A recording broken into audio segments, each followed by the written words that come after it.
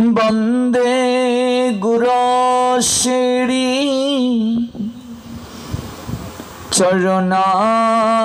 चरणारविंदम नमो विष्णुपदाय राधापृष्ठाय भूतले श्रीमती भक्ति प्रपन्न जति स्वामिति नामिने नमो आचार्य पदाय दैन्य भूषण मुकुट मने गुरु करुणामूर्तये क्षमा धैर्य शिरोमणे नमो मे श्रीमते भक्ति कुसुम श्रवणाय वै विष्णुपदाय देवाय कृपा वेदये नमो नमः श्री गौरी करुणामूर्ति कृपा पूर्ण कलेवरं श्री भक्ति कुसुमां वंदे राधा कुंज निवासिनम् नमो विष्णुपदाय कृष्ण पृष्ठाय भूतले श्रीमते भक्ति सिद्धांत सरस्वती इति नामिने आनंद लीलामय विग्रहाय हेमावदिव्यच्छवि सुंदराय तस्मै महाप्रेम रस प्रदाय चैतन्य चन्द्राय नमो नमस्ते त्रिभंग भंगिमी रूपम वेणुरंध्रकरान्वितं गोपीमंडल मध्यस्थं शुभितं नंद नंदनम महाप्रसाद जननी सर्व सौभाग्यवर्धिनी आदि वेदिहरा नित्य तुलसी त्वं नमस्तुते श्री रूपे श्री सनातन भट्ट रघुनाथ श्री जीव गोपाल भट्ट दास रघुनाथ এই ছয় গোসাইরি করি চরণ বন্দ যাহা হতে বিঘ্ন নাশ অভিষিত পুরাণ এই ছয় গোসাই যার মুই তার দাস তাসো বারো পদরেণু মোর পঞ্চগ্রাস তাদের চরণ সেবী ভক্ত শনিবাস জনমে জনমে মোর এই অভিলাষ এই ছয় গোসাই প্রভু মোরে করো দয়া চরণে শরণ নিলাম দাও পদ ছায়া এই ছয় গোসাই যাবে ব্রজ কৈলাস রাধা কৃষ্ণের নিত্য লীলা করিলা প্রকাশ মনের আনন্দে বল হরি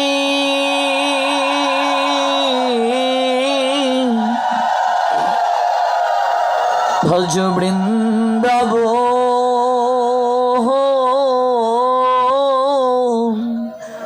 শ্রী গুরু বৈষ্ণব পদে मजाइया मन श्री गुरु वैष्णव पद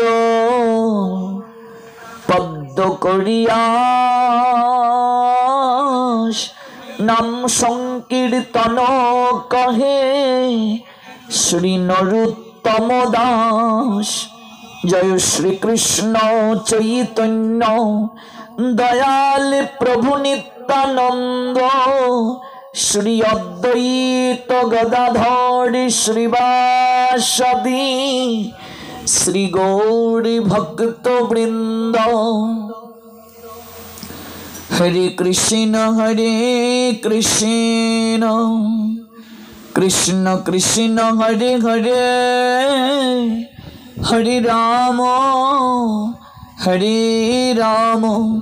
রাম রাম হরে হরে হরে কৃষ্ণ কৃষ্ণ কৃষ্ণ হরে হরে হরে রাম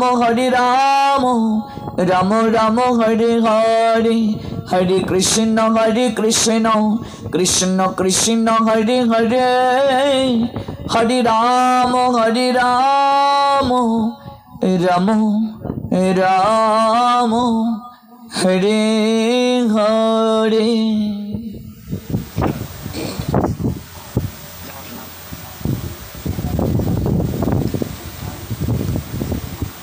অপার করুণার নিলয় ভক্তবৎসল জগতের নাথ শ্রী শ্রী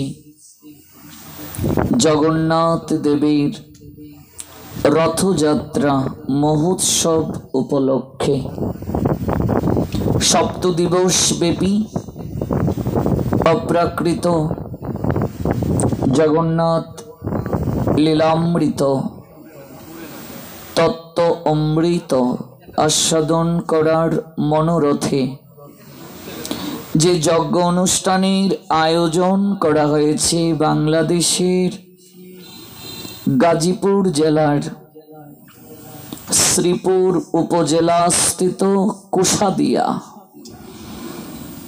ধারাবাহিক অনুষ্ঠান মঞ্জুষায় আজ তৃতীয় রজনী। আজকের এই যজ্ঞস্থানে বহুদূর দূরান্ত থেকে যারা উপবেশন করেছেন আপনাদের প্রত্যেকেরই রাতুল রাঙ্গা চরণে আমি অভাজন ভক্তিপূর্ণ প্রণাম নিবেদন করছি। আপনারা এই অভাজনের প্রণতি স্বীকার পূর্বক আশীষ দান করুন। শুধু এই জন্মে নয়, প্রতি জনমে জনমে যেন সাধু সঙ্গে মতি থাকে। কৃতজ্ঞতা নিবেদন করছি আয়োজনকারী ভক্তবৃন্দের প্রতি, যারা আমাদের এই যজ্ঞ উপহার প্রদান করেছেন, যাদেরকে মাধ্যম করে স্বয়ং জগতের নাথ শ্রী জগন্নাথ এই অনুষ্ঠান পরিচালনা করছেন। আয়োজনকারী ভক্তবৃন্দের জয় হোক, তাদেরই প্রয়াস উত্তরোত্তর শ্রী বৃদ্ধি প্রাপ্ত হোক। ধাপে ধাপে উন্নতির সিঁড়ি বেয়ে জীবনে নতুন নতুন সফলতা বয়ে আনুন তারা। দেশ জাতি তথা সমাজ সমৃদ্ধ হোক তাদেরই কর্ম তৎপরতায়।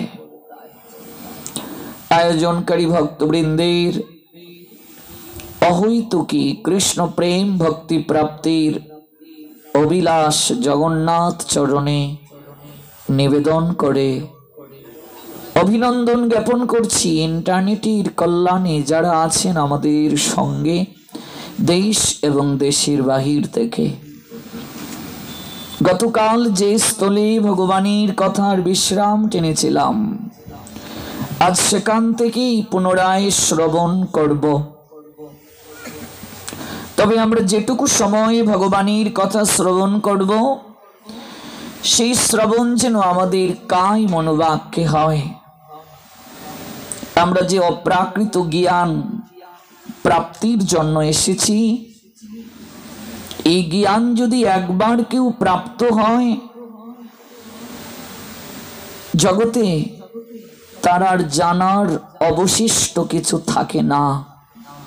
কেননা ভগবান শ্রীমুখে বলেছেন, শ্রীমদ্ ভগবত গীতার 7ম অধ্যায় জ্ঞান বিজ্ঞান যোগ শ্লোক সংখ্যা 2, জ্ঞানম তে অহম সবিজ্ঞানম ইদম বক্ষ্যামি অশেষতঃ ইয়ৎ জ্ঞাত্বা ন ইহ ভুব অন্যৎ জ্ঞাতব্যম অবশিষ্যতে। পরমেশ্বর ভগবান শ্রী গোবিন্দ বলছেন, অর্জুন, আমি এখন তোমাকে বিজ্ঞান সমন্বিত এই জ্ঞানের কথা বলবো। এই জ্ঞান কেমন? বলছেন বিজ্ঞান সমন্বিত, যা জানা হলে জগতে তোমার আর জানার অবশিষ্ট কিছু থাকবে না। I shall now declare unto you in full this knowledge. Both phenomenon and noumenos, this being known, nothing further shall remain for you to know. Said all power supreme being Krishna. Srimad Bhagavad Gita 7th chapter Gyan Vigyan Yog 2 verse। আমি তোমাকে যে জ্ঞান বিজ্ঞান সমন্বিত এখন বলছি, যা জানা হলে এই জগতে সকল জ্ঞান তোমার জানা হবে, কোনো কিছুই অবশিষ্ট থাকবে না। অর্জুন, আমি জগতে সর্বভূতের কারণ। মনুষ্য জীব এই তত্ত্ব যদি না জানে সে মূঢ়। ভগবানকে জানার নামই জ্ঞান, বাকি সব অজ্ঞান। বীজম মাম সর্বভূতানাম, আমি সর্বভূতের কারণ। বিদ্ধি পার্থ সনাতনম, হে পার্থ, হে পিতার পুত্র। অর্জুনের একটা নাম পার্থ। অর্জুনের নাম 22টি। 22টি নামের মাঝে সবচেয়ে বেশি যে নামে ভগবান অর্জুনকে ডেকেছেন সেই নামটি হচ্ছে পার্থ।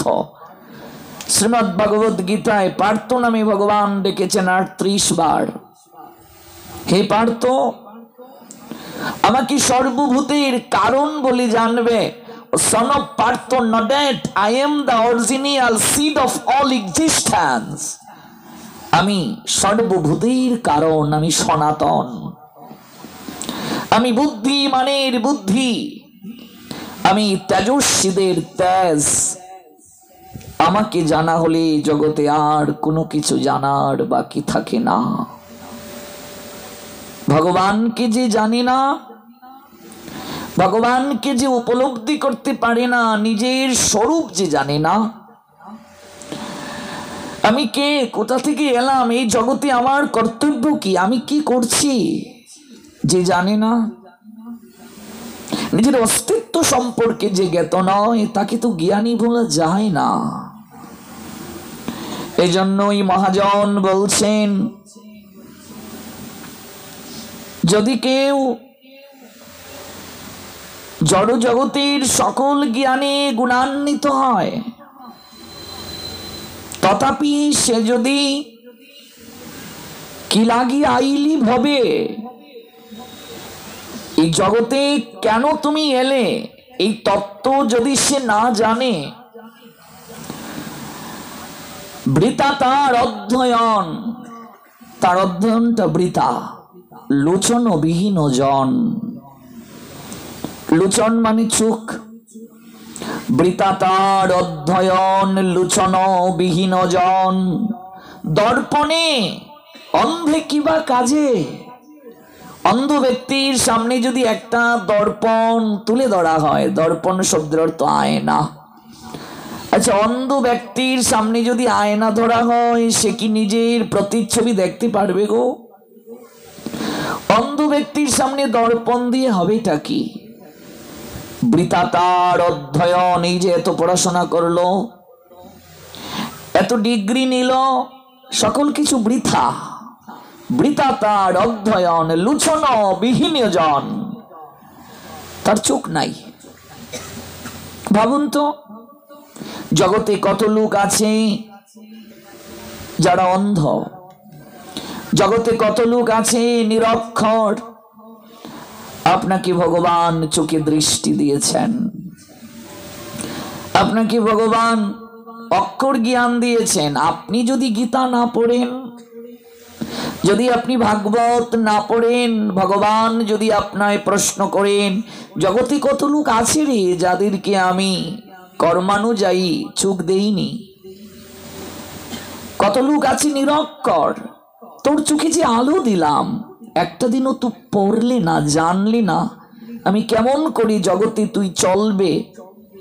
এই যে এত আমি চমৎকার বিধান দিলাম, জীবনকে উৎকর্ষ কেমন করে সম্পাদিত করতে হয়, যত নিয়ম নীতি যত বিধান আমি দিয়ে দিলাম, একটি বারও তো তুই পড়লি না, জানলি না। কি উত্তর দেবেন সেদিন আপনি? লোচন বিহীন জন, চুপ থাকতেও সে অন্ধ। দর্পণে অন্ধে কিবা কাজে, দর্পণ অন্ধ ব্যক্তিকে কোনো কাজ দেয় না। আবার বেদ বিদ্যা কিছুই জানে না, সে যদি জানে গোবিন্দ সর্বসার, সে যদি জানে গৌরাঙ্গ সর্বসার, সে যদি জানে জগতের নাথ প্রভু জগন্নাথ তিনি একমাত্র নয়ন পথের পথিক, তার থেকে শ্রেষ্ঠ জগতে কেউ নাই। তিনি তো বলছেন conqueror of wealth, there is not truth superior to me, everything rides upon me as pearls strung on thread. যদি কেউ জানে, বুঝতে পারে, এই তত্ত্ব উপলব্ধি করতে পারে, মত্ত পরতরম ন অন্নত কিঞ্চিত অস্তি ধনঞ্জয় ময়ি সর্বমিদম প্রতম সূত্রী মণিগণাইব। যদি এই তত্ত্ব উপলব্ধি করতে পারে, গৌরাঙ্গ আমার জীবনের সার, জগন্নাথ আমার জীবনের সার। মহাজন বলছেন বেদ বিদ্যা দুই কিছুই না জানো তো, সে যদি গৌরাঙ্গ জানে সার। নয়নানন্দ বনে সেই তো সকলই জানে, সর্বসিদ্ধি করতলে তার, সব তার জানা হয়ে যায়। নয়নানন্দ বনে সেই তো সকলই জানে, সব জানে সে, সর্বসিদ্ধি করতলে তার, সকল সিদ্ধি তার করতলে। যদি গৌরাঙ্গ সার জানে, গোবিন্দ সার জানে, ভাবুন তো, দুর্লভ মানুষ জীবন প্রাপ্ত হলাম। আর কোন জন্মে চিন্তা শক্তি কি আমাদের ছিল? বিচার ক্ষমতা ছিল মা? বিবেক বোধ ছিল? মনুষ্যত্ব বোধ ছিল? পশু কুলে, কীট পতঙ্গ কুলে যখন জন্ম নিয়েছিলাম, উদ্ভিদ কুলে, যার দুটো চরণে শক্তি আছে, সে যদি চরণের সদ্ব্যবহার না করে, মন্দিরে না যায়, সাধু সঙ্গে না যায়, গুরু বৈষ্ণব দর্শনে না যায়, তাহলে তার আর পঙ্গুর মাঝে পার্থক্যটা কোথায় মা? সেই ব্যক্তি আর বৃক্ষকুলে জন্ম যে নিয়েছে, তার মাঝে পার্থক্য কোথায় গো? যেই চরণের সদ্ব্যবহার করতে জানলো না, কি পার্থক্য ভাবুন তো। একটা লোক মন্দিরে গিয়ে ভগবানকে প্রণাম দিয়ে বলছে, ঠাকুর এমন জন্ম দিলে, জুতো কিনার সামর্থ্য দিলে না। অভিযোগ জানাচ্ছে ভগবানের নিকটে, এমন জন্ম দিলে এক জোড়া জুতো কিনবো, পাদুকা কিনবো, সামর্থ্য দিলে না।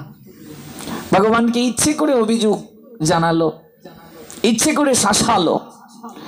মন্দির থেকে সে যখন বের হবে, হঠাৎ তার দৃষ্টি নিবদ্ধ হলো একজন লোক হুইল চেয়ারে বসা, দুটো পা নাই, কোটি টাকার মালিক সে, সঙ্গে সকল তার কর্মচারী তাকে নিয়ে এসেছে ভগবান দর্শন করানোর জন্য চেয়ারে বসিয়ে।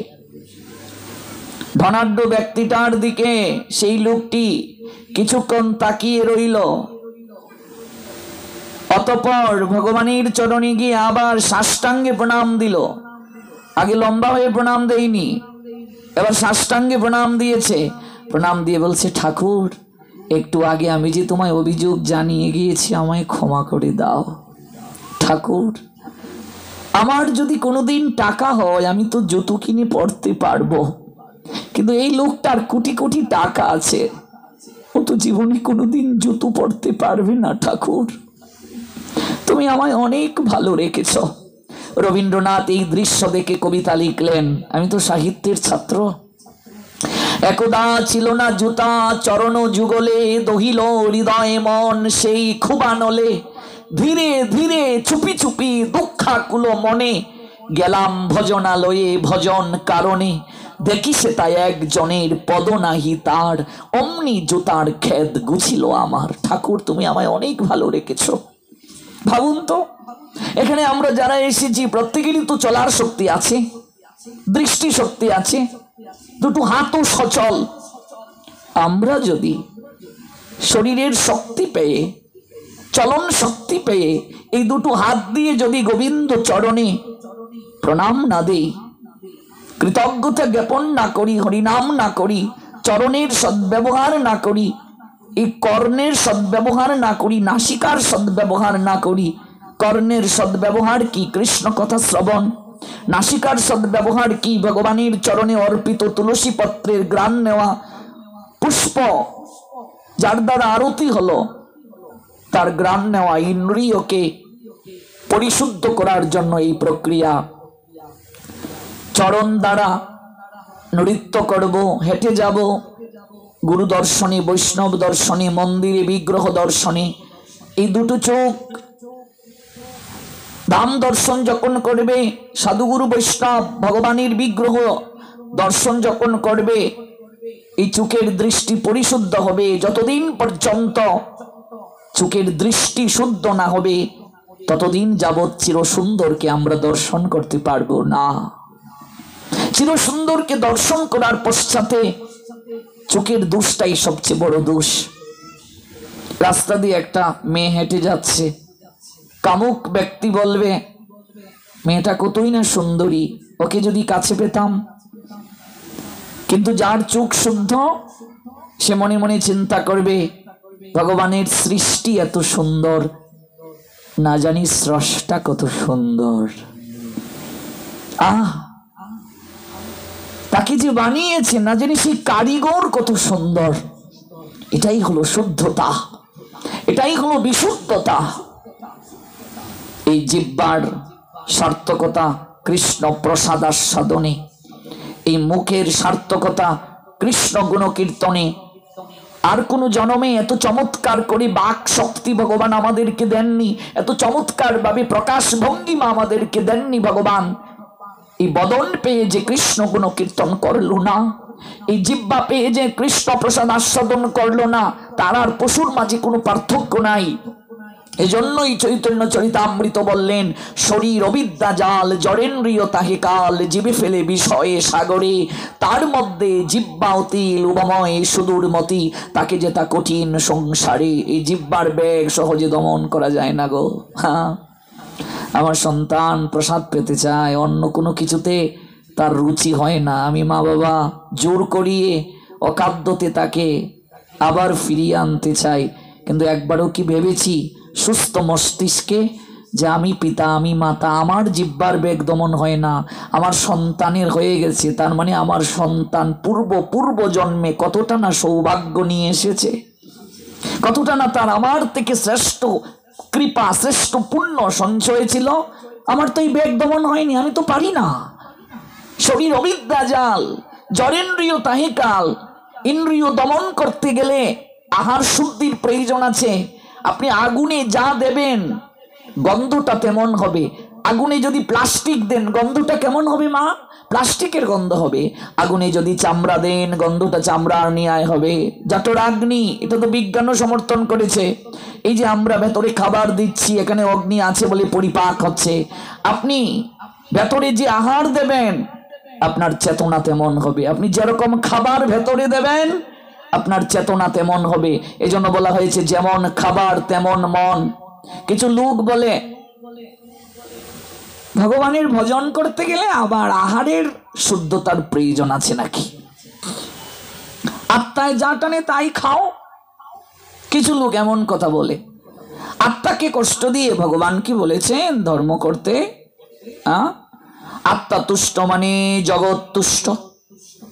অনেক গুরুদেবরাও বলে আত্মায় যা টানে তাই খাও, আত্মাকে কষ্ট দিয়ে ধর্ম হয় না। অথচ এই সকল গুরুদেবেরা কোনোদিন গীতা খুলেও দেখে নাই যে ভগবান গীতায় বলছেন আত্মা খায়ও না, জন্মেও না, আত্মা মরেও না, আত্মাকে অস্ত্রের দ্বারা কাটাও যায় না, আত্মাকে আগুনে পুরানোও যায় না, আত্মাকে জলে ভেজানোও যায় না, আত্মাকে হাওয়াতে শুকানোও যায় না, আত্মার কখনো জন্ম হয় না, মৃত্যু হয় না, আত্মার কদাচিৎ উৎপত্তি হয় না, হবেও না। আত্মা জন্মরহিত, শাশ্বত, নিত্য, পুরাতন হলেও চিরনবীন, শরীর নষ্ট হলেও আত্মার কখনো বিনষ্ট হয় না। কোথায় শ্লোক কি আছে? প্রমাণ ছাড়া কথা বলা যাবে না। শ্লোক আছে শ্রীমদ্ ভগবদ গীতা 2য় অধ্যায় সাংখ্যযোগ শ্লোক সংখ্যা 20। ন জায়তে মৃয়তে বা কদাচিৎ ন অয়ম ভূত্তা ভবিতা বা ন ভুব অজো নিত্য শাশ্বত অয় পুরাণ ন হন্যতে হন্যমানে শরীরে। অর্জুন, আত্মার কখনো জন্ম হয় না, আত্মার মৃত্যুও হয় না, আত্মার কদাচিৎ উৎপত্তি হয় না, হচ্ছেও না, হবেও না। আত্মা জন্মরহিত, শাশ্বত, নিত্য, পুরাতন হলেও চিরনবীন, শরীর নষ্ট হয়। আত্মার ধর্ম হচ্ছে কর্মানুযায়ী একটা দেহ ছেড়ে আরেকটা দেহে যাওয়া। আত্মাটা একটা পাখির ন্যায়, দেহটা খাঁচা। পাখি যদি কেউ আনে তাহলে খাঁচার প্রয়োজন আছে।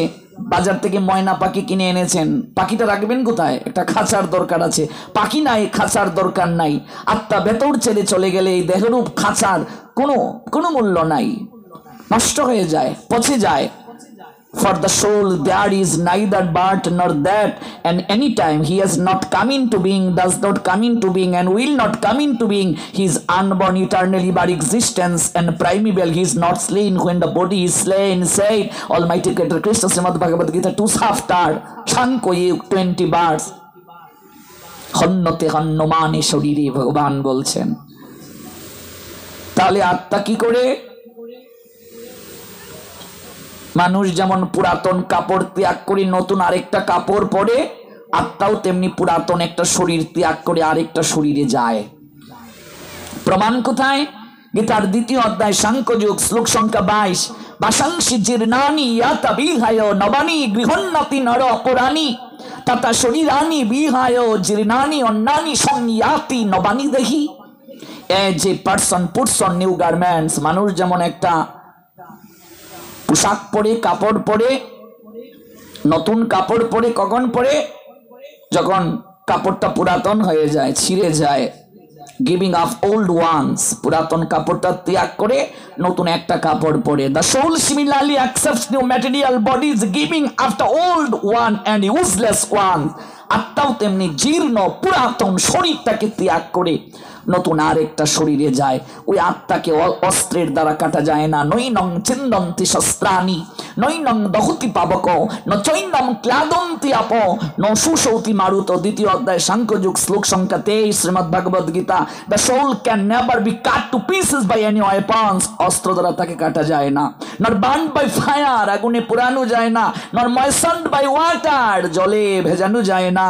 নর উইদার্ড বাই দ্য ওয়াইন্ড, কখনো বাতাস দ্বারা শুকানো যায় না। আত্মা মাছ খায় না, মাংসও খায় না, নিরামিষও খায় না, কিছু খায় না। যে বাবা আমরা মাছ মারা, মাছ ধরা, মাছ বিক্রি করা আমাদের পেশা, আত্মায় কি মাছ খায়? বলছে না, খায় না। বাবা আমরা সবজি করি, আমরা নিরামিষ খাই, আত্মা কি খায়? বলছে না, খায় না। তাহলে আত্মার আহার কি? আত্মার আহার একমাত্র কৃষ্ণ নাম, কৃষ্ণ কথা, আর কিচ্ছু গ্রহণ করে না। তাহলে ভাবুন, দুদিন যদি দেহকে কেউ খাবার না দেয়, দেহটা ক্লান্ত হয়ে যায়, দেহটা শক্তিহীন হয়ে যায়। দেহটাকে পরিচালনা করছে হচ্ছে আত্মা। যদি আত্মা দেহের ভেতরে না থাকে তাহলে সেই দেহটা কি হয়? সেই দেহটা শক্তিহীন হয়ে যায়, সেই দেহটা কর্মক্ষম হয়ে যায়। আমরা যারা হরিনাম করছি না, জপমালা নেইনি, হরি কথা যারা শ্রবণ করছি না, আত্মাকে যারা আহার দিচ্ছি না, তাদের আত্মার অবস্থানটা কেমন? এই জন্য গীতায় একটা শ্লোক আছে, শ্লোকটার বাংলাটা বলি। আত্মা আত্মার বন্ধু, আত্মা আত্মার শত্রু। আপনি আপনার আত্মাকে বন্ধুও করতে পারেন, আপনি আপনার আত্মাকে শত্রুও করতে পারেন। তাহলে যে সকল গুরু গুসাইরা এসে বলে আত্মায় যা টানে তাই খাও, বুঝতে হবে ওদের মাঝে শাস্ত্রীয় কোনো জ্ঞান নাই, ওরা কোনোদিন শাস্ত্র অধ্যয়ন করে নাই। যেখানে জগৎগুরু ভগবান কৃষ্ণ বললেন তার কথাই তারা বিকৃত করে নিজের স্বার্থ চরিতার্থ করার জন্য জগতে প্রচার করছে। আপনি যেমন ভোজন করবেন, আহার করবেন, আহারের সঙ্গে মনের একটা সম্পর্ক আছে। আপনি একটা পুজোতে যাবেন, আগের দিন যখন আপনি সংযম করেন, আপনাকে পবিত্রতা মনের মাঝে আছে এরকম একটা ভাব আসে কিনা? আপনি একটা নতুন কাপড় পরলেন, অঞ্জলি দিতে যাবেন, কিংবা ধোয়া কাপড় পরলেন, মনের মাঝে একটা অন্যরকম ভাব আসে কিনা? কিন্তু যে কাপড়টা পরে আপনি বাথরুম টয়লেটে গিয়েছেন, সে কাপড়টা পরে কি আপনি অঞ্জলি দিতে যাবেন? আপনার কি ইচ্ছে হবে? কিংবা এই কাপড়টা যদি পরা থাকে, গুরু বৈষ্ণব আপনার গৃহে গিয়েছেন, আপনার মাঝে একটা অশৌচ ভাব লাগবে না? যে না, আমি কেন জানি একটু অপবিত্র। কিংবা আপনি এই কাপড়টা পরা অবস্থায় কি ধূপ দ্বীপ জ্বালাতে সন্ধ্যাবেলা যাবেন? আপনার মনই আপনাকে সায় দেবে না। ঠিক তেমনি ভাবে আপনি যখন সংযম জীবন যাপন করবেন, আপনি ঈশ্বরের অনেক নৈকট্যে চলে যাবেন। আপনার মনই আপনাকে পবিত্রতা প্রদান করবে। ভগবান আপনার অনেক কাছের জন আপনার মনে হবে, ভগবান আপনার নৈকট্যের জন মনে হবে। যেমন খাবার তেমন মন, যেমন মন বুদ্ধি তেমন, যেমন বুদ্ধি তেমন স্থিতি, যেমন স্থিতি তেমন লয়, যেমন লয় তেমন প্রাপ্তি। আমাদের ইন্দ্রিয় উত্তেজিত, ইন্দ্রিয় সংযম হয় সাত্বিক আহার যদি কেউ গ্রহণ করে। গীতায় 3 প্রকার আহারের কথা আছে, সাত্বিক, রাজসিক, তামসিক। গবেষণায় দেখা গিয়েছে যারা ভেজিটেরিয়ান, সাত্বিক আহার যারা গ্রহণ করে, তাদের বীর্যের ঘনত্ব বেশি, তাদের আয়ু বাকি আহারকারীদের থেকে, রাজসিক তামসিক আহারকারীদের কিংবা যারা মাংসাশী কিংবা মাংস আহারী, তাদের থেকে সাত্বিক আহারীদের গড় আয়ু বেশি। গবেষণায় আরো দেখা গিয়েছে আমাদের পূর্বপুরুষেরা সাত্বিক আহারী ছিলেন। নৃবিজ্ঞানীগণ জোর দিয়ে বলেছেন আমাদের যে পরিপাকতন্ত্র, আমাদের এই পরিপাকতন্ত্র মাংস আহারী, তাদের পরিপাকতন্ত্রের সঙ্গে সাদৃশ্য নেই, মিল নেই। দেখবেন একটা কুকুর জল কি করে খায়? আমাদের মতো পান করে খায় না চেটে চেটে খায়? একটা গরু জল কি করে খায়? আমাদের মতো খায় না চেটে চেটে খায়? আমাদের মতো খায়। একটা বাঘ জল কি করে খায়? একটা ঘোড়া জল কি করে খায়? পান করে খায়। হরিণ কি করে খায়? পান করে খায়। কিন্তু আপনি একটা বাঘকে যখন জল দেবেন, কুকুরকে জল দেবেন, সে কিন্তু এমন খাবে, চেটে চেটে খাবে। মাংসাশী যারা, তারা জল চেটে চেটে খায়, আর যারা শাকাহারী তারা জল পান করে খায়। তাহলে মানুষ জল কি করে খায়? মানুষ জল পান করে। মেশিনে যে কাঁচামালটা দেয়া দরকার, এটা না দিয়ে আমরা অন্য একটা কাঁচামাল দিয়ে দিচ্ছি, যার কারণে ভেতরে যে পরিপাক হচ্ছে সেখানে একটা গোলমাল পাকিয়ে দিচ্ছে। আপনি ডাক্তারদের কাছে যান, বলবে 40-এর উপরে আপনার বয়স হয়ে গেছে, আপনাকে জোর দিয়ে বলবে আপনি তৈলাক্ত খাবার ছেড়ে দিন, বলবে আপনার হার্ট ব্লকেজ হওয়ার সম্ভাবনা আছে, আপনি মাংস ছেড়ে দিন। আমি এমনও দেখেছি 70 বছরের দাদু দাঁত পড়ে গেছে, সে বলছে আমার খাসির তেলটা দে, তেলটা, আমার দাঁত নাই, চিবাতে পারি না, মানে হাড় না দিয়ে তাকে তেলটা দেবে। তাহলে 70 বছরেও যদি জিহ্বার লালসা থাকে, ভাগবত একটা জীবন শৈলী, ভাগবত আমাদেরকে একটা পরিমিত এবং একটা সুশৃঙ্খল জীবন যাপনের শিক্ষা দিয়েছে। ভাগবত আমাদেরকে শিক্ষা দিয়েছে একটা উন্নত জীবন ধারার। আপনি ডাক্তারের কাছে যাবেন, 40-এর উপরে বয়স মানে কি স্মরণ শক্তি বাড়ে না কমে? ধীরে ধীরে কমতে থাকে। তাহলে 16 বছর বয়সে আপনার যে পরিপাকতন্ত্রের শক্তি ছিল, অ্যাক্টিভিটি ছিল, আপনি যে খাবার দিয়েছেন, যেভাবে পরিপাক করতে পারতো, 45-50 বছরেও কি আপনার পরিপাকতন্ত্র সেই খাবারগুলো যদি আপনি ভেতরে দেন, অনুরূপ ভাবে কি সে পরিপাক করতে পারবে না? ড্যামেজ হয়েছে কিছুটা। তাহলে বয়স বাড়ার সঙ্গে সঙ্গে, এটা একদম মেডিকেল সায়েন্স এবং আমাদের ভাগবতের সিদ্ধান্ত, আমাদের ধীরে ধীরে সাত্ত্বিক আহারী হওয়াটাই শরীরের জন্য উপকারী, ভালো। আমরা অভ্যস্ত হয়ে গেছি, তো এটা হচ্ছে আমাদের দুর্দশা, কিন্তু এটা শরীরের জন্য অনেক ভালো, কল্পনাও করা যাবে না। অনেকে বলে প্রোটিন, আপনি অবাক হবেন, সজিনা পাতা, সাজনা পাতা নিশ্চয়ই চিনি, যাকে বলে সুপার ফুড।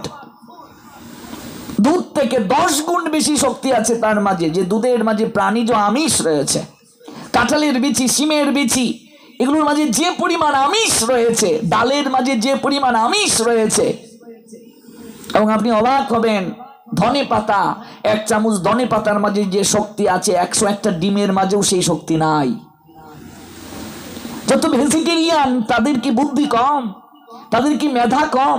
তাদের কি প্রজ্ঞা কম? তাদের কি শক্তি কম?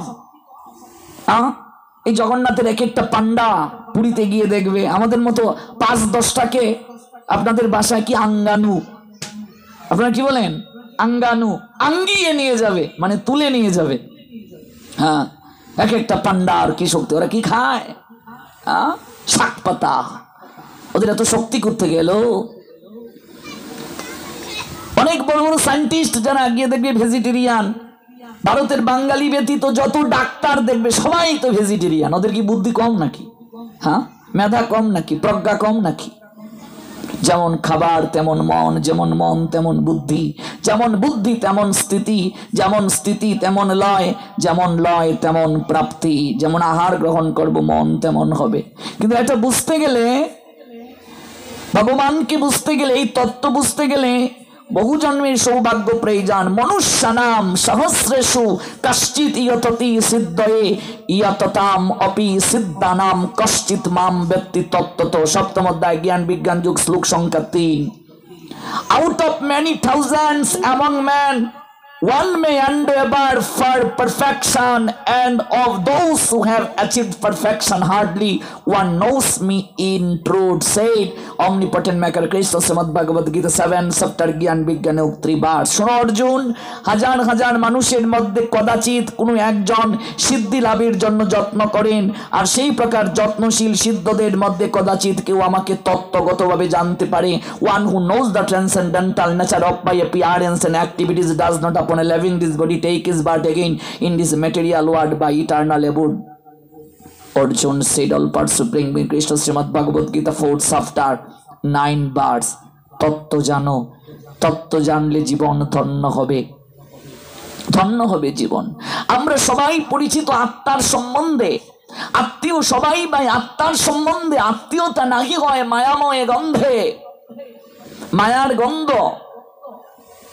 এই কারণে আমরা সবাইকে আত্মীয় জ্ঞান করতে পারছি না। ভাবুন তো, অনুভব করুন তো একবার, 30 বছরের দাম্পত্য সংসার, সন্তানাদি নাই, স্বামীকে ছেড়ে স্ত্রী কোনোদিন শয়ন করেনি, অমাবস্যার রাতে মারা গিয়েছে স্বামী, স্ত্রী কান্না করছে, তুমি আমায় ছেড়ে কোথায় গেলে গো, তোমায় ছাড়া কি করে থাকবো। পাড়া প্রতিবেশী এসে বলছে, আর কত কাঁদবে, এবার অন্তত কান্না বন্ধ করো, লাশের তো সৎকার করতে হবে, তুমি একটু লাশের পাশে কয়েক মিনিট থাকো, আমরা একটু কাষ্টের ব্যবস্থা করে আসি। স্ত্রী অন্ধকার ঘর থেকে চিৎকার করে বের হলো, আমি একা থাকতে পারবো না। শরৎচন্দ্র চট্টোপাধ্যায়ের গল্প, আমি একা থাকতে পারবো না। শরৎচন্দ্র চট্টোপাধ্যায় অমর কথা শিল্পী, তিনি একটা প্রশ্ন ছুড়ে দিলেন আমাদের মাঝে, বললেন 30 বছর যে স্ত্রী অন্ধকার ঘরে স্বামীর সঙ্গে শয়ন করেছে, ভয় করে নাই, আজকে এমন কি সেই স্বামীর ভেতর থেকে চলে গেল যার কারণে 30টা মিনিট অন্ধকার ঘরে একসঙ্গে শয়ন করতে পারছে না। কথাটা বুঝতে পেরেছেন? তার স্বামী তো তার সঙ্গেই আছে, অথচ শয়ন করতে পারছে না। তার মানে ওই দেহটা স্বামী না, দেহের ভেতরে যে শক্তি ছিল সেটা স্বামী। কথা বুঝতে পেরেছেন? অন্ধকার করে থাকতে পারছে না, আমি একা থাকতে পারবো না, লাশটার সঙ্গে থাকতে পারবে না, তাহলে লাশটা তার স্বামী না, ভেতরে যে আত্মা ছিল, আত্মা থাকার কারণেই তো স্বামী কথা বলতে পেরেছিল। আমরা এখানে যারা বসে আছি, আমি যদি এই মুহূর্তে মারা যাই, out of soul no existence body, সবাই বলে রাহুল কৃষ্ণ দাস আর নাই, আমি তো এই জায়গাতেই, আমার এই দেহটা পড়ে থাকবে, সবাই বলবে আর নাই গো, বাবাজি আইছিল, আমরা একটু হরি কথা শোনাই তো, কই যে গেল গো, তোরা কই আসুস রে, বাড়িতে একটু খবর দে বাবাজি। আমি তো এখানেই পড়ে আছি, আমার দেহটা তো এখানেই আছে, আমি নাই কি করে? তার মানে আমি কি শরীর না, আমার ভেতরে যে শক্তি আছে সেটা, তো এই শক্তিটাই যদি আমার পরিচয় হয়, হু এম আই, আমি কে? আপনি অনেক ডিগ্রি অর্জন করলেন কিন্তু নিজে কে সেটা জানলেন না। ডিসকভার ইয়ারসেলফ, নিজেকে জানো, আপনি কে, আপনার পরিচয় কি সেটা জানলেন। আমরা পরিচয় দিই, আমি কলেজের প্রিন্সিপাল, আমি চেয়ারম্যান, আমি মেম্বার, আমি বড় পাঠক, আমি গোস্বামী সন্তান, আমি মন্ত্রী, আমি এমপি। এই যে সুরঞ্জিত সেনগুপ্ত আমাদের মন্ত্রী এলাকার, উনি যখন এলাকায় আসতেন হাজার হাজার লোক বলতো মন্ত্রী আসবে মন্ত্রী, তাকে সংবর্ধনা দেওয়ার জন্য গিয়ে দাঁড়াতো, হেলিকপ্টার থেকে তিনি নামতেন, মানুষ তাকে সংবর্ধনা নিয়ে যেত। তিনি যখন মারা গেলেন, হেলিকপ্টার এলো, হাজার হাজার লোকও দাঁড়ালো, কেউ সেদিন বলে নাই মন্ত্রী এসেছে, সবাই সেদিন বলেছিল লাশ এসেছে, লাশ। তাহলে এই লাশটা কি মন্ত্রী? আমাদের প্রকৃত পরিচয় কি? শরীর নয়, আত্মা। সেই আত্মার আহার হরিনাম, ওই আত্মাকে পরিশুদ্ধ করার জন্যই ভজন। জীবাত্মাকে পরমাত্মার স্বরূপে নিয়ে যাওয়া, জীবাত্মা পরমাত্মা একটা গাছে বসা দুটা পাখির নিয়ে, মুন্ডক উপনিষদ বলছেন, একটা পাখি ফল আহারে রত, আরেকটা পাখি দাঁড়িয়ে দাঁড়িয়ে সকল কিছু দেখছেন, ওই পরমাত্মা রূপী পাখিটা অপেক্ষা করছে চাতক পাখির নিয়ে। হে বন্ধু, তুমি কবে এই সংসার নামক বৃক্ষ থেকে, কামনার ফল আহার থেকে রত হয়ে একটিবার তুমি আমার দিকে অনুরাগের দৃষ্টিতে তাকাবে, আর আমি সেই দিন তোমাকে কোলে তুলে নেব, সেই দিন তোমাকে প্রেমালিঙ্গন দেব, সেই দিনেই তোমার আসা যাওয়া বারণ হবে, শরীর ধারণ বারণ হবে, সেদিন তোমার ওই খাঁচার ভেতরে প্রবেশ করা বারণ হবে। বাউল কবি বলেছিলেন, কেন এই পিঞ্জিরাতে তোমার বসতি, কেন এই পিঞ্জিরার সাথে তোমার প্রীতি, আসা যাওয়া দিবারাত্রি ঘরে আর বাইরে, তোমারে পুষিলাম কত আদরে। এই যে বারবার ভেতরে যাচ্ছ আর আসছো, বারণ হবে। এটাকেই বলে রাস, এটাকেই বলে ভক্ত ভগবানের মিলন। গৌর প্রেমানন্দে। এটির জন্যই সাধুসঙ্গ করা। এই তত্ত্ব যতদিন পর্যন্ত মানুষ উপলব্ধি করতে না পারবে, ততদিন যাবৎ মানুষের দুঃখ দূর হবে না। এই তত্ত্ব যত শীঘ্র মানুষ বুঝবে, তত শীঘ্র তার অবস্থার উন্নতি হবে। নতুবা হস্তি স্নানের নিয়ায়, হস্তি মানে কি? হাতি। হাতিকে আর কি কি নামে ডাকা হয়? হাতির আর সমার্থ কি? গজ। হাতিকে আমরা গজ বলি। আর কি? ঐরাবত। আর কি? আর পারে না। হাতিকে বলা হয় ইরম্বদ, করি, করেনু, কুঞ্জর, ক্ষুদ্রাক্ষ, গজ, দন্তি, দ্বীপ, দ্বিরথ, দ্রুমারি, নগ, নাগ, নাগেন্দ্র, পিল, পুষ্করী, বারণ, মাতঙ্গ, রদনী, সিন্দুর, স্তম্ভরেম, হস্তি। এগুলো হচ্ছে হাতির সমার্থক শব্দ। বুঝতে পারলে? এই বাংলা কত কঠিন বিষয়। আমরা যারা বাংলা নিয়ে পড়াশোনা করেছি, বাংলার মতো কঠিন আর কিছু নেই, অত্যন্ত কঠিন। হস্তি স্নানের নিয়ায়। এবার যদি কেউ বলে এই স্নানটা মাতঙ্গ স্নানের নিয়ায়, অনেকে বলবে এটা আবার কি গো, এটা তো বুঝতেছি না। যদি কেউ বলে এটা দ্রুমারি স্নানের নিয়ায়, বলছে দ্রুমারিটা আবার কি? দ্রুমারি মানে হাতি।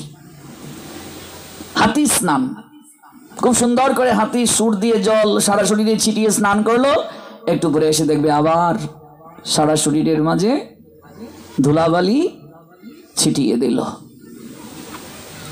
তা আমাদের অবস্থা তাই। যদি আমরা এই তত্ত্ব না জানি, আমাদের অবস্থা তাই হবে। কামনা বাসনার ধুলাবালি সারা অঙ্গে মাখবো, কেমন আর মাঝে মাঝে সাধু সঙ্গে গেলাম, একটু অনুভব হলো, একটু অবিস্নাত হলাম, কিন্তু আচরণ করলাম না, অনুভূতি এলো না। বাড়িতে এসে আবার কামনা বাসনার ময়লা সারা শরীরে ছড়িয়ে দিলাম, ভেতরেও প্রবেশ করালাম। এই জন্য আসুন সেই তত্ত্ব জানি, যে তত্ত্ব শুনলে জীবন ধন্য হবে, যে তত্ত্ব শুনলে মানুষের অনুভূতির দরজা খুলে যাবে, যে তত্ত্ব শুনলে মানুষ বিস্মিত হবে যে এই দুর্লভ মনুষ্য জীবন প্রাপ্তি কত কঠিন, কত সৌভাগ্যের কারণে এই জীবন প্রাপ্ত হয়েছি। এই তত্ত্ব জানলে উঁচু নিচু ভেদাভেদ থাকবে না। এই তত্ত্ব জানলে সর্বত্র ঈশ্বরের অনুভূতি আসবে। আজকে যে লোকটা সুইপার, মূর্খ লোকেরা তাদেরকে নিন্দা করে, অথচ এই তত্ত্ব জানলে অনুভব হবে। কবি লিখেছিলেন, কেবলে তোমারে বন্ধু অস্পৃশ্য অসুচি, সুচিতা ফিরেছে সদা তোমারই পিছনে। রাস্তার কুকুরটার মাঝে যে আত্মা আছে,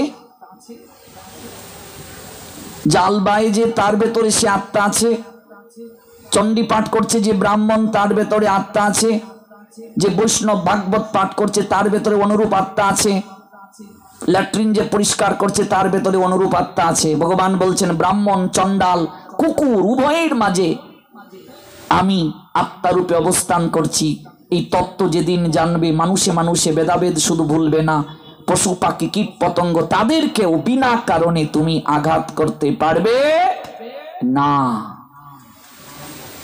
এই ভক্তিপথে আসার আগে অনেক সময় সন্ধ্যাবেলা ব্যাং ব্যাং দেখলেই মারার ইচ্ছে হতো। এখন তো একটা জ্ঞান থাকাকালীন অবস্থায়, চেতনা থাকাকালীন অবস্থায় একটা কীট পতঙ্গ কেউ আঘাত করতে ভেতর থেকে ইচ্ছে হয় না। এই তত্ত্ব মানুষকে মনুষ্য থেকে ধীরে ধীরে দেবতার দিকে নিয়ে যায়। তুমি আছো গৃহ আবাসে, তাই আছে রুচি, নহিলে মানুষ বুঝি ফিরে যেত বনে। ভাবুন তো, হ্যাঁ, ল্যাট্রিন যে পরিষ্কার করছে তারা যদি জগতে না থাকতো তাহলে তোমাকে আর গড়ে থাকার দরকার ছিল না, ওই বনে যেতে হতো তোমাকে দুর্গন্ধের জন্য।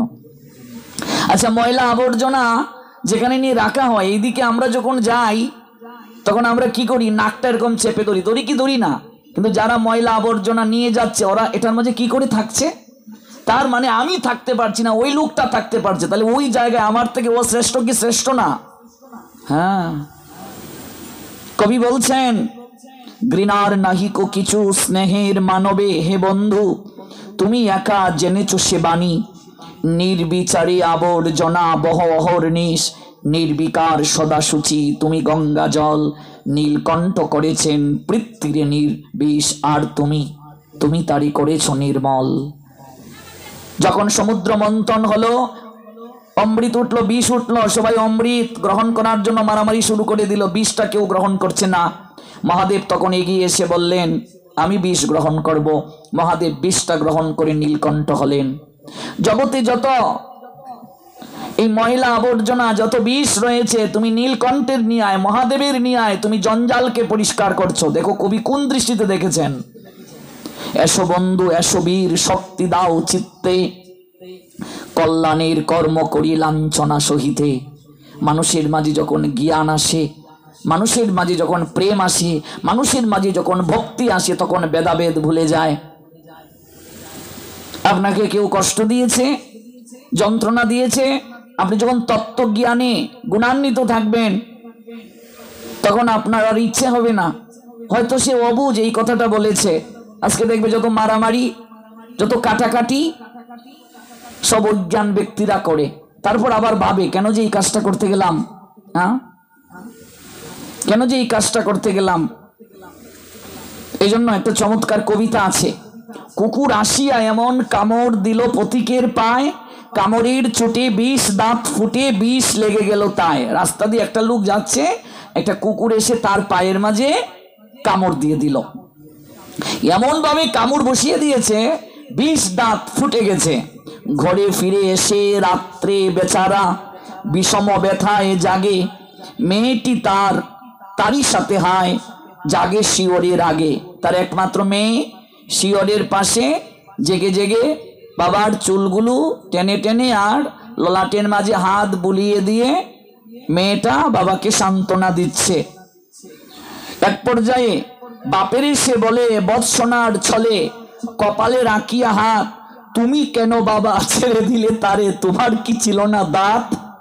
মেয়েটা তার বাপকে বলছে, একটা কুকুর এসে তোমারে কামড় দিয়ে চলে গেল, তোমার দাঁত ছিল না? তুমি একটা তার পায়ে কামড় বসিয়ে দিতে পারলে না? মেয়েটি তার বাবারে বলে, বৎসনা ছলে কপালে রাখিয়া হাত, তুমি কেন বাবা ছেড়ে দিলে তারে, তোমার কি ছিল না দাঁত? তোমার দাঁত ছিল না? তুমি একটা কামড় বসিয়ে দিতে পারলে না? কষ্টে হাসিয়া আর্ত কহিল, থুইরে হাসালি মুড়ে, দাঁত আছে বলে কুকুরের পায়ে দংশি কেমন করে? আমার দাঁত আছে তাই বলে গিয়ে আমি কুকুরের পায়ে কামড় দিয়ে দেব?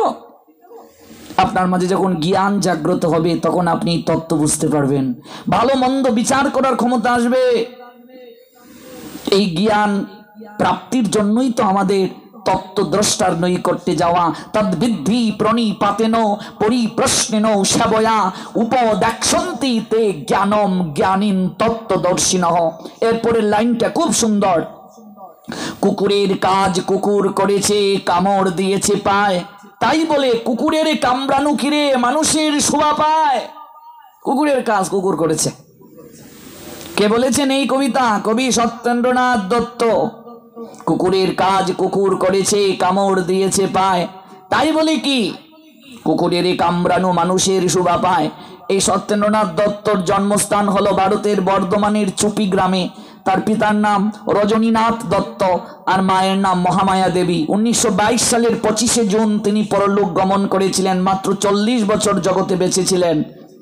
সেই সত্যেন্দ্রনাথ দত্ত যখন মৃত্যুবরণ করলেন, রবীন্দ্রনাথ ঠাকুর সেই সত্যেন্দ্রনাথ দত্ত সম্পর্কে লিখলেন একটা চমৎকার উক্তি, তুমি বঙ্গভারতীর তন্ত্রী পড়ে একটি অপূর্ব তন্ত্র এসেছিলে পড়াবার তোরে, এ শুধু প্রিয়জনের প্রশংসা নয়, এই এক ঐতিহাসিক সত্য, হে প্রিয় তুমি চলে গেলে।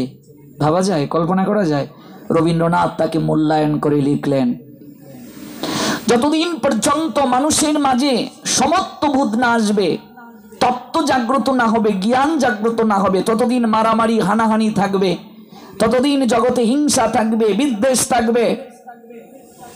এই বিদ্বেষ ভুলে নবজন্মের সূচনা হয় যখন মানুষ তত্ত্ব জ্ঞান প্রাপ্ত হয়।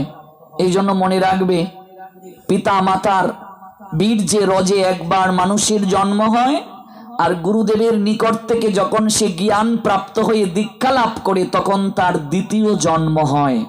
বুঝতে পেরেছেন কথাটা? এই জন্য দীক্ষার পরে তাকে আরেকটা নতুন নামও দেয়া হয়। প্রণাম মন্ত্রে আমরা প্রতিদিন বলি, ও মজ্ঞান তিমিরান্ধস্য জ্ঞানঞ্জন শলাকয়া চক্ষুরুন্মিলিতং ইয়ান তস্मै শ্রী গুরবে নমঃ। অজ্ঞানজনিত আধারে আমি নিমগ্ন, তুমি আমায় জ্ঞানঞ্জন শলাকা দিয়া চক্ষুটাকে উন্মিলিত করে দাও হে গুরুদেব। পিতার সঙ্গে সম্বন্ধ, মাতার সঙ্গে সম্বন্ধ এই জন্ম পর্যন্ত, মৃত্যুর পর আর কোনো সম্বন্ধ থাকবে না। কিন্তু যিনি পরম পিতা হলেন গোবিন্দ, আর গুরুদেব হলেন পারমার্থিক পিতা। পরম পিতা আর পারমার্থিক পিতার সঙ্গে সম্বন্ধ শুধু এই জন্ম নয়, জন্ম জন্মান্তরে থাকবে। জন্ম জন্মান্তরের সম্বন্ধ, জন্ম জন্মান্তরের বন্ধন, জন্ম জন্মান্তরের অহৈতুকী তত্ত্ব। পৃথিবীতে মানুষ 3 জনার ঋণ কোনোদিন শোধ করতে পারে না, জেনে যাও। ভগবানের ঋণ কোনোদিন শোধ করা যায় না। জন্মদাতা পিতা, জন্মদাত্রী মা, তাদের ঋণ কোনোদিন শোধ করা যায় না। তাদেরকে আমরা যেন কষ্ট না দিই, আমি যুব সমাজকে বলছি। আর গুরু বৈষ্ণবের ঋণ কোনোদিন শোধ করা যায় না, কোনোদিন শোধ করা সম্ভব নয়। পিতামাতা আমাদের এই জড় দেহটাকে জগতে আনয়ন করেছেন। শুধু পিতামাতা মিলন করলেই যদি সন্তান হতো, এই জগতে বহু লোক আছে মিলনের পর সন্তান প্রাপ্ত হয় না। ভগবানেরও কৃপার প্রয়োজন আছে কি নেই? আছে। একজন স্ত্রীরোগ বিশেষজ্ঞ ডাক্তার, সে এসে আমাকে প্রণাম দিয়ে বলছে, 11 বছর হয়ে গেল আমার কোনো সন্তান নেই, আশীর্বাদ করবে না। বলছে, আপনি তো এই ডিপার্টমেন্টেই আছেন, বলছে আমি বিশ্বাস করি, কতজনের বন্ধাত্ম দূরীকরণে আমি চিকিৎসা করি, কিন্তু আমার 11 বছর যাবৎ সন্তান নাই। আমি বিশ্বাস করি ভগবানের কৃপা না হলে মা ডাক শোনার সৌভাগ্যবতী হয় না কেউ। ভাবা যায়? বলুন, অনুভব করুন কথাটা ঠিক কিনা। তাহলে পিতামাতাকে মাধ্যম করে ভগবান আমায় আপনাকে পাঠিয়েছেন, এটা একটা প্রসেসিং কেবল মিলন। আর পারমার্থিক পিতা গুরুদেব আমাদেরকে নবজন্ম দান করেন। জ্ঞান, কোন জ্ঞান? জড় বিদ্যা নয়, জড় জ্ঞান নয়, পরমার্থের জ্ঞান। এই জন্য গুরুদেবের ঋণ জন্মদাতা পিতা জন্মদাত্রী মায়ের মতো কোনোদিন শোধ করা যায় না। চক্ষুদান দিল যে জন্মে জন্মে, প্রভু সে দিব্য জ্ঞান হৃদে প্রকাশিত। মনে রাখবে, এই প্রভু মানে ভগবান প্রভু নয়। কিছু মূর্খ লোকেরা বলে, ও মা অমুককে প্রভু বলছো কেন, তমুককে প্রভু বলছো কেন? এই প্রভু মানে ভগবান নয়। কোন উকিল যখন জজ সাহেবকে বলে মাই লর্ড, লর্ড ইংরেজি শব্দ, ইংলিশ ওয়ার্ড, লর্ডের বাংলা অর্থ কি? প্রভু। উকিল জজ সাহেবকে বলছে মাই লর্ড, তাই জজ সাহেবটা কি ভগবান? ওই জায়গার মাঝে তিনি হলেন প্রধান। প্রভুর ব্যাকরণগত বহু অর্থের মাঝে একটা অর্থ হচ্ছে প্রধান। কিন্তু আমরা সনাতনীরা কখনো এই শরীর সত্তা দিয়ে কাউকে বিচার করি না। আমরা বিশ্বাস করি কোন দেহ সত্তাকে আমরা প্রণাম দেই না। আমরা প্রণাম দেই প্রতিটা জীবের মাঝে যে ঈশ্বর সত্তা রয়েছে আত্মারূপে, তাকে আমরা প্রণাম দেই। এই জন্য সনাতন সংস্কৃতিতে বড়ও ছোটকে প্রণাম দিতে পারে, ছোটও বড়কে প্রণাম দিতে পারে। এখানে আমরা এসে যখন একে অপরকে প্রণাম দেই, কে বড় কে ছোট বিচার করি। আমরা কোনো ব্যক্তিকে প্রণাম দেই না, তার মাঝে যে ঈশ্বরীয় সত্তা আছে আমরা তাকে প্রণাম দেই। এই জন্য আমরা বলি নমস্কার। নমস্কার মানে কি? পরমাত্মার প্রতি আত্মনিবেদন। আছো অনল নীলে চিরনব নীলে ভূদর সলিল গহনে, আছো বিটপিলতায় জলদের গায়ে শশী তারকায় তপনে। তুমি সর্বত্র আছো। এই জন্য জীবে সম্মান দেবে জেনে কৃষ্ণ অধিষ্ঠান। সেই যে আত্মারূপে সত্তা রয়েছে, ঈশ্বরীয় সত্তা, তার প্রতি আমরা সম্মান দিই। এই জন্য একজন আরেকজনকে প্রভুজি বলছে। নারীকে আদ্যশক্তি মহামায়ার অংশ স্বরূপিনী এরকম বাবা হয়, এই জন্য মাতাজি বলি আমরা। এবার আপনাকে যে প্রভুজি ডাকতে হবে তা নয়, আপনি বাবাজি ডাকতে পারেন, বাবা ডাকতে পারেন, আপনার যা ইচ্ছে ডাকতে পারেন। এই নিয়ে বিতর্ক করার দরকার নাই, সমালোচনা করার দরকার কি, নিজের অপরাধ তার পাল্লা ভারী করার দরকার কি। সনাতন তত্ত্ব বুঝতে গেলে একটু জ্ঞান থাকতে হবে। জ্ঞানহীন হয়ে সনাতন তত্ত্ব বোঝা যাবে না। সনাতন তত্ত্ব বুঝতে গেলে সাধনা দরকার। সাধনা ছাড়া সনাতন তত্ত্ব বোঝা যাবে না, সম্ভব নয় বোঝানো। সনাতন তত্ত্ব সাধনা ব্যতীত অনুভব করা যায় না। এই জন্য তত্ত্বদ্রষ্টার নৈকট্যে গিয়ে এই তত্ত্ব জানতে হয়। আসুন আমরা গতকাল যেখানে তত্ত্ব কথার বিশ্রাম টেনেছিলাম, আজ আমরা সেখান থেকে সেই অপূর্ব তত্ত্ব শ্রবণ করব। নিশ্চয়ই আপনাদের মনে আছে আমাদের প্রসঙ্গ চলছিল নীল মাধবকে দর্শন করার জন্য বিদ্যাপতির হৃদয়ের আর্তনাদ কার কাছে জানাচ্ছেন? তার বিবাহিতা স্ত্রী নাম কি? ললিতা। ললিতার কাছে তিনি তার দুঃখের কথা জানাচ্ছেন। এই জগৎ সংসারে যার ভগবান দর্শন হয় তার মতো সৌভাগ্যবান কিংবা সৌভাগ্যবতী জগতে আর কেউ নাই। তাই গতকাল শেষ করেছিলাম, সখীরে জন্ম সফলতার কৃষ্ণ দর্শন যার ভাগ্যে হইয়াছে একবার। এই জগতে তার মতো সৌভাগ্য আর কারো নাই, যার ভগবান দর্শন হয়েছে, যার ভগবান দর্শন জীবনে একবার হয়েছে। তো যে নীল মাধবের কথা আমরা জানছি, সেই নীল মাধব আছেন কোথায়? বর্তমানে ভারতের পূর্ব প্রান্তে অবস্থিত যে উড়িষ্যা রাজ্যটা আপনারা জানেন, সেই উড়িষ্যা রাজ্যের নয়াগড় জেলার মহানদীর তীরে কান্তিলু যে জনপদ, সেই জনপদের যে প্রাচীন মন্দির নীল মাধবের মন্দির, সেই জায়গাতেই বিদ্যাপতি দর্শনের জন্য ললিতাকে আকুতি নিবেদন করছেন। বিদ্যাপতি কিভাবে এলেন, ললিতার সঙ্গে কি করে বিয়ে হলো, সকল বৃত্তান্ত আমরা প্রথম দিন থেকেই ধীরে ধীরে শ্রবণ করছি। যারা আজকে নতুন এসেছেন তারা হয়তো বাকি দুটো অনুষ্ঠান এই তত্ত্ব যে আস্বাদন হয়েছে তা থেকে বঞ্চিত হয়েছেন। ললিতাকে জড়িয়ে ধরে বিদ্যাপতি বলছেন, তুমি আমার সহধর্মিনী, তুমি আমার পত্নী। পত্নীর দায়িত্ব পতিকে ঊর্ধ্বস্তরে নিয়ে যাওয়া, ধর্ম প্রতিপালনে সহায়তা করা। সহধর্মিনী শৈব্যা ছিলেন, বিয়ে করলেই সহধর্মিনী হয় না মা। শৈব্যা স্বামীর ধর্মকে রক্ষা করার জন্য, স্বামীর ধর্মটা কি? শৈব্যার স্বামীকে দাতা হরিশ্চন্দ্র, হরিশ্চন্দ্র দান করেছিলেন বিশ্বামিত্রকে, বিশ্বামিত্র মুনিকে। দান করলে কি দিতে হয়? দক্ষিণা দিতে হয়। আপনার গৃহে যখন কোনো অতিথি যাবেন, সনাতন সংস্কৃতিতে অতিথিকে নারায়ণ স্বরূপে দর্শন করা হয়। গুরু বৈষ্ণব যখন আপনার গৃহে যাবেন, আপনার সামর্থ্য অনুযায়ী তাকে দক্ষিণা দিতে হবে।